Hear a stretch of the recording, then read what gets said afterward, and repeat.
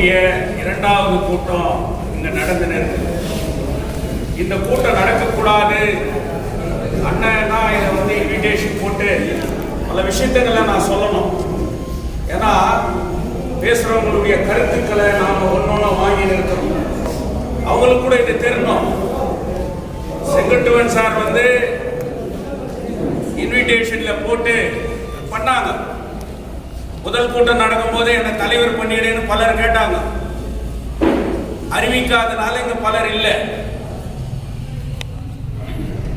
நான் இந்திய கம்யூனிஸ்ட் கட்சி அப்படின்றத விட நான் இந்த மண்ணில், நான் இந்த ஊர்ல, நான் தொழிலாளியுடைய மகன், என் மண், என் உயிர், என் மூச்சு, அது தங்க வயல் அப்படின்ற எண்ணம் கொண்டவர்கள் இந்த அமைப்பிலே தொடர்வார்கள், தொடர வேண்டும்.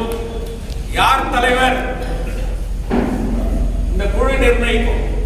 இன்னைக்கு HF எக்ஸ் சேர்மன் இங்க வந்திருக்கிறார்.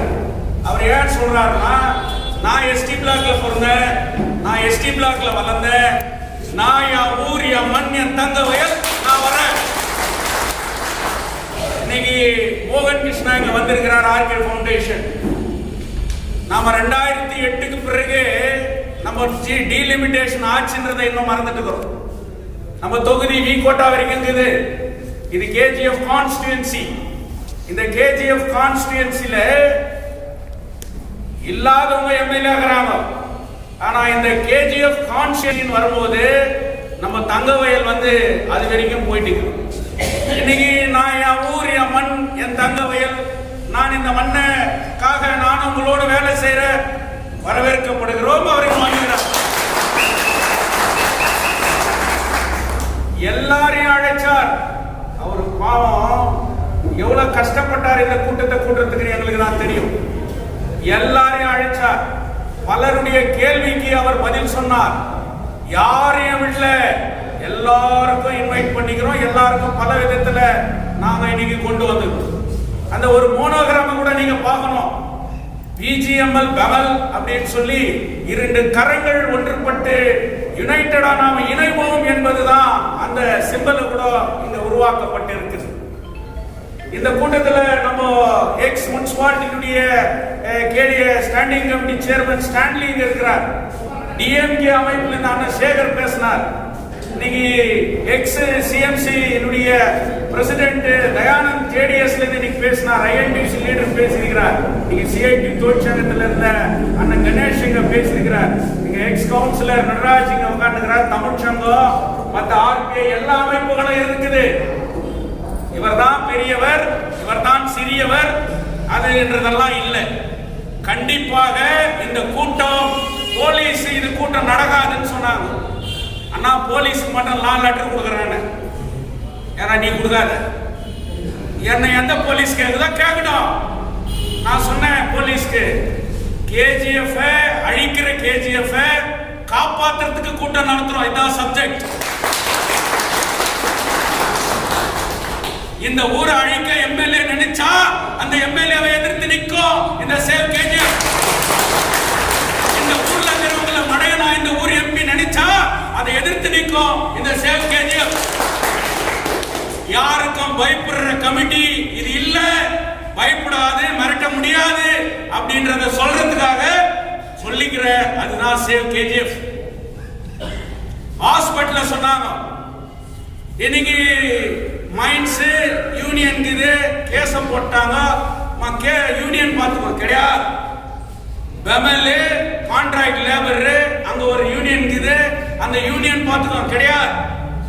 அது இல்லை. இப்போ சப்ஜெக்ட் தங்க வயல் மண்ணிலே பிறந்தவனுக்கு பெமல்ல வேலை கொடுன்னு கேட்கிறோம்.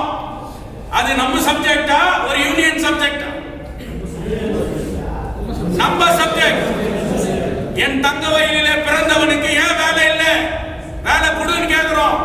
என் தங்க வயல்ல பட்சவன் ஈக்குவல், அதே சம வேலை செய்யறான், அதே திறமை இது, ஏன் நீ அவனை அப்பாயிண்ட் பண்ண மாற்ற, அவனுக்கு ஏன் பிரெஃபரன்ஸ் கொடுக்கல அப்படின்னு நாம இன்னைக்கு கேட்கிறோம். அதுதான் சேவ் கமிட்டியினுடைய சப்ஜெக்ட்.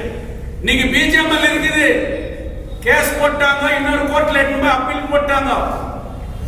அது கேஸ் நடக்கும். சாதாரண ஒரு 52 கோடி 20 வருஷத்துக்கு வட்டி போடு, போட்டு தொழிலாளிக்கு 6% கொடுன்னு சொல்லிட்டு ஒரு கோர்ட் சொல்லுது. அதை எதிர்த்து இன்னைக்கு பிஜிஎம்எல் நிர்வாகம் சென்ட்ரல் கவர்மெண்ட் போய் கேஸ் போடுறான்னு சொன்னா விட்டுணுமா? கோடிக்கணக்கான ரூபாய் இன்னைக்கு பேங்க்ல லோன் வாங்கிட்டு நீ கட்ட முடியாத ஊரை விட்டு ஓடுறவங்க சாதாரண தொழிலாளிக்கு எத்தனை கோடி ஆயிடும்? இதை கேட்க வேண்டியது யார்? எம்எல்ஏ. இதை கேட்க வேண்டியது யார்? எம்பி. கேட்காத போது யார் கேட்கணும்? அதான் சேவ் கமிட்டி கேட்கும். சோ தங்க சுரங்கத்தினுடைய பிரச்சனையை டெல்லி வரை கொண்டு செல்ல வேண்டிய தருணத்திலே நாம் இருக்கின்றோம். மத்திய அரசை பார்த்து நீங்க நான் ஒண்டி போய் டெல்லியில கத்தன, அது எடுபடல. ஒரு கட்சி தனியா போய் ஜந்தர் மந்தர்ல நான் போராட்டம் பண்ணேன், அது எந்த அளவுக்கு எடுபட்டுச்சு? எடுபடல. ஒரு தங்க வயலே திரண்டு அனைத்து அரசியல் கட்சியை போய் ஜந்தர் மந்தர் கிட்ட உட்கார்ந்தா டெல்லியே அதிரும். அதை செய்யணும். அதுதான் சேவ் கமிட்டியினுடைய வேலை. இன்னும் எத்தனை வருஷமா கோர்ட்டுன்னு சுத்தி அந்த தொழிலாளர்கள் செத்து 100,000 தொழிலாளி மண்ணோட போயாச்சு. முன்ன இருக்கிற தொழிலாளி செத்த பிறகு அந்த கொடுக்குறியா? எஸ்டிபிபி தொழிலாளர்களுக்கு மட்டும் வீடு இல்லை. இன்னைக்கு யூபிஏ 1 கவர்மெண்ட், இன்னைக்கு கோர்ட்டு, மைன்ஸ்ல இருக்கிற எல்லா தொழிலாளிகளுக்கும் எக்ஸ் எம்ப்ளாயிகளுக்கு வீடு சொந்தமாக்கணும்னு சொல்லிக்குது. இது அமல்படுத்தாத வேடிக்கை பார்த்துக்கிறாங்க. இதை யார் கேட்கணும்? மைன்ஸ்ல வீடு வீடா இருக்கிற லைன் பஞ்சாயத்தை ஒன்று திரட்டணும். நாமோ லைன்ல இருக்கிற இளைஞர் அமைப்பு ஒன்று சேர்க்கணும். லைன்ல இருக்கிற மாதா குறிச்சடியில இருந்து கோயில் கமிட்டில இருந்து எல்லாருக்கும் லெட்டர் கொடுக்கணும். நம்ம வீடு சொந்தமாகணும், நீ சேவ் கமிட்டியோட இணைந்து போராடவா அப்படின்னு சொல்லணும். மக்களே திரண்டா இன்னைக்கு உன்னால தடுக்க முடியுமா? இதைத்தான் செய்ய போறது சேவ் கமிட்டி. இன்னைக்கு பிஎம்எல் கான்ட்ராக்ட் தொழிலாளர்கள் 26 நாள் தங்க வயல் சரித்திரத்தில் எழுதி வைக்க வேண்டிய போராட்டம். அந்த போராட்டம் வெறும் யூனியனுடைய போராட்டம் இல்லை. அவங்க குடும்பமா தங்க வயல் மக்களே ஒன்று திரண்டு இன்னைக்கு போராட்டம் பண்ணாங்க. அது எங்க வெற்றி பெற்று தங்க வயலே விழிப்புணர்வு ஏற்படணும்னு சொல்லிட்டு சதி பண்ணி அந்த போராட்டம் இன்னைக்கு முறியடிக்கப்பட்டது. அந்த போராட்டம் வீணா போயிடக்கூடாது. அந்த போராட்டத்துல அந்த தொழிலாளர்களுக்கு கிடைக்க வேண்டியது இன்னைக்கு மத்திய அரசு கிட்ட பேசணும். Chief minister, Karnataka chief minister அதுல இன்வால்வ் பண்ணணும். கோலார்ல இருக்கிற எல்லா எம்எல்ஏங்களையும் நம்ம சேர்க்கணும், எம்பிங்களை சேர்க்கணும். சவுத் இந்தியாவுக்கு வேலை கொடுன்னு சொன்னா கர்நாடகாவில் இருக்கிற 224 எம்பி எம்எல்ஏ லெட்டர் வேணும், 28 எம்பினுடைய லெட்டர் வேணும், கேரளால இருக்கக்கூடிய எம்பிக்களுடைய லெட்டர் வேணும், ஆந்திரால இருக்கிற சந்திரபாபு நாயுடுனுடைய லெட்டர் வேணும். ஏன் சவுத் இந்தியாவுக்கு வேலை இல்லை? ஏன் கர்நாடகாவுக்கு வேலை இல்லை? சித்தராமையா கொடுக்காதுன்னு சொல்லிடுவாரா? ஏன் கர்நாடகாவுக்கு பிரிஃபரன்ஸ் கொடுக்காதுன்னு சொல்லிடுவாரா? அப்போ இவ்வளவு பெரிய வேலையை செய்ய வேண்டியவர் இந்த தொகுதியினுடைய எம்எல்ஏ. ஆனா நீ செய்யலன்னும் போது அதை ஒன்றுபடுத்த வேண்டியது சேவ் கமிட்டியினுடைய வேலை இல்லையா? இதை ஒன்னா சேர்த்தாக்கா இது எப்படி முறியடிக்கிறது ரூம் போட்டு பிளான் பண்றீங்களே, இது தோல்வி அடைஞ்சிருமா? ஒன்னும் நடக்காது. போராட்டத்திலே பிறந்து அடிவதப்பட்டு சிறை சென்று அந்த மண்ணில வாசனையோட உயிர் தெழுந்து நடமாடிங்கிற தொழிலாளியுடைய பிள்ளைகள் உன்னால ஒண்ணும் பண்ண முடியாது அப்படின்றது கூட நான் சொல்லிக்கிறேன். இது யாரையோ மிரட்டுறதுக்காகவோ யாரையோ விமர்சனம் பண்றதுக்காகவோ இல்ல. இந்த கூட்டமே நடக்கூடாதுன்ற ஒரு மிகப்பெரிய முயற்சி இன்றைக்கு முடியடிக்கப்பட்டிருக்கிறது சொன்னா இது சேவ் கமிட்டிக்கு கிடைத்த வெற்றி இல்லையா? நீங்க ஹாஸ்பிட்டல்ல நாம சொல்றோம், கண்டிப்பா சேவ் கமிட்டியில நாம பண்ணலாம். எல்லாம் ஒன்னா சேர்ந்து அந்த சிவில் ஹாஸ்பிட்டலுக்கு போலாம். நாம இன்ஸ்பெக்ஷன் பண்றோம். எவ்வளவு மருந்து வச்சு, எவ்வளவு மாத்திரை இருக்குது, எவ்வளவு பேருக்கு நீ ட்ரீட்மெண்ட் கொடுத்துக்கிற, எவ்வளவு பேருக்கு நீ ட்ரீட்மெண்ட் கொடுக்கல, எத்தனை பேருக்கு அப்பாயின்மெண்ட் ஆகுது, எத்தனை கோடி வருதுன்னு கொஸ்டின் கேட்கறது சேவ் கமிட்டி. சொந்த பவன்ல சேவ் கமிட்டி போகுது. அண்ணன் பார்த்திபன் சொன்னார், எவ்வளவு பண்டு வருது, இந்த தொழிலாளிகளுக்கு என்ன முடிவு எடுத்துக்கிற, அடுத்த கட்ட நடவடிக்கை என்ன, எங்களுக்கு பதில் சொல்றா அப்படின்னு சொல்லிட்டு கேட்க போறது சேவ் கமிட்டி. தாசில்தார் ஆபீஸ்ல போய் எவ்வளவு லேண்ட் போக்கஸ் ஆகிருக்குது, எவ்வளவு ஃபண்ட் வந்துக்குது, எவ்வளவு விதவை பென்ஷன், எவ்வளவு பேருக்கு ரேஷன் கார்டு, இன்னைக்கு என்ன நிலைமை அப்படின்னு சொல்லிட்டு தட்டி கேட்க போறது சேவ் கமிட்டி. இப்படி தங்கவயல்ல முனிசிபாலிட்டியில இன்னைக்கு பேப்பர்ல வந்துக்குது டேப் எஸ்சி எஸ்டிக்கு அலாட் ஆயிருக்கிற டேப்ல இன்னைக்கு ஊழல் வாங்கிக்குதுன்னு சொல்லிட்டு இன்னைக்கு ஆயிக்குது. 2 முனிசிபாலிட்டிக்கு புலிங்க எங்க உக்காந்துக்கிறாங்க. முனிசிபாலிட்டியில என்ன நிலைமை அப்படின்னு சொல்றது, ஒவ்வொரு வார்டுல எவ்வளவு ஃபண்ட் வந்துக்குது, எவ்வளவு இது வந்துக்குது, எவ்வளவு எக்ஸ்பென்ஸ் பண்ணிக்கிற, எவ்வளவு பண்ணல அப்படின்ற கொஸ்டினை சேவ் கமிட்டி இன்னைக்கு கேட்கலாம்.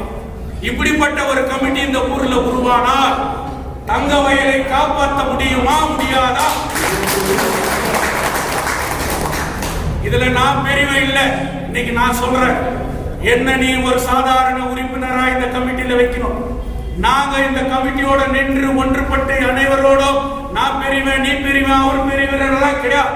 இந்த கமிட்டியில நின்று இந்த பிரச்சனைகளுக்காக ஒன்றுபட்டு நின்று ஒரு உறுப்பினரா நின்று குரல் கொடுக்கிறதுக்கு நாங்க தயார். அதே மாதிரி பலர் இன்னைக்கு சொல்லி இருக்கிறார், அவர்கள் எல்லாம் ஒன்னா சேர்த்து இன்னைக்கு என்ஜிஎஃப் சேர்மன் எக்ஸ் சேர்மனுடைய உதவி நம்மளுக்கு தேவை. சீஃப் மினிஸ்டரை பார்க்கணும். இன்னைக்கு கர்நாடகால இருக்கக்கூடிய நம்மளுடைய ஊர் பிரச்சனையை இன்னைக்கு கர்நாடக விதான சௌதாக்கு இன்னைக்கு எடுத்துட்டு போனோம். இன்னைக்கு பேசணும். நம்ம ஊர்ல இருக்கிறவங்க பேசாதனால நாம பேச வேண்டிய நிலைமை இன்னைக்கு இருக்குது. இன்னைக்கு ஜேடிஎஸ் தலைவர் இருக்கிறார், அவங்களுடைய எம்பி இன்னைக்கு கோலார் எம்பி இருக்கிறார், அவர்கிட்ட கூட நாம இன்னைக்கு போனோம். இருக்கிற பிரச்சனைகளை இன்னைக்கு நாம சொல்லணும். இன்னைக்கு ஆர்கே ஃபவுண்டேஷன் அவருடைய தலைவர் சேர்மன் இங்க வந்திருக்கிறார். அவர்கிட்ட அவர் மூலியமா இந்த அமைப்புக்கு எந்த விதத்துல ஆதரவு கிடைக்கும், எந்த விதத்துல அவர் இன்னைக்கு நிக்க போறார், அவர் நான் என்னன்றது அவர் கூட வெளிப்படையா இன்னைக்கு சொல்லட்டும். அதனால இன்னைக்கு அவரை கூட நாம இன்னைக்கு உபயோகப்படுத்தி ஒன்றுபட்ட தங்கவயலை ஒற்றுமையா கொண்டு போற ஒரு நிலைமையை நாம இங்க உருவாக்கப்படணும். கோஷம் ஒண்ணுதான், சேவ் கேஜிஎஃப். என் மண்ணை காப்பதற்காக, என் மண்ணை நான் அழிய விட முடியாது என்று சொல்றதுக்காக நாம இன்னைக்கு ஒன்றுபட்டு நிக்கணும். லைன் இஸ் ஒவ்வொருத்தருடைய மனசும் குமுறுனுங்குது. இதை கேட்கறதுக்கு ஆள் இல்லையா, இதை கேட்கறதுக்கு ஆள் இல்லையா, இதை பேசுறதுக்கு ஆள் இல்லையா அப்படின்னு. ஆனா இன்னைக்கு அவங்க எல்லாம் ஒன்று திரண்டு கேட்பதற்கும் பேசுவதற்கும் சேவ் கேஜிஎஃப் யுனைடெட் ஃப்ரண்ட் இருக்கிறது என்ற மெசேஜ் இன்னைக்கு நாம வெளியே கொடுக்கணும். ஒன்றுபட்டு நிற்போம். இவர்களுடைய ஆதரவை நாம இன்னைக்கு பெறுவோம். இன்னைக்கு எக்ஸ்எம்எல்ஏ ராஜேந்திரன் கூட அவர்கிட்ட கூட நான் அவருடைய பிஏக்கு கூட நான் ஒண்ணு கூட சொன்னேன், இந்த மாதிரி இருக்குது, நீங்க கூட அவர் கூட இந்த மண்ணின் மைந்தன், அவர் கூட இதுல பங்கேற்கணும் அப்படின்றத நாம சொன்னோம். அதனால யாரையும் விடுறது இல்லை, எல்லாரையும் அரவணைச்சு ஒன்றுபட்ட இந்த கமிட்டியை கட்டுவதற்கு இனி அடுத்த கூட்டத்திலே இதற்கு ஒரு சரியான கமிட்டி இருக்கும். அந்த கமிட்டி தான் இந்த கூட்டத்தை கூட்டம் என்று சொல்லி இதுதான் நம்ம நோக்கம், இதுதான் நாம கொண்டு போனோம் அப்படின்றத சொல்லி நாங்க இதுல ஒரு உறுப்பினரா நின்று இந்த பாதுகாப்பு கமிட்டியை ஒன்றுபடுத்துவோம், பலப்படுத்துவோம் என்று கூறி வாய்ப்பு கொடுத்தமைக்கு நன்றி.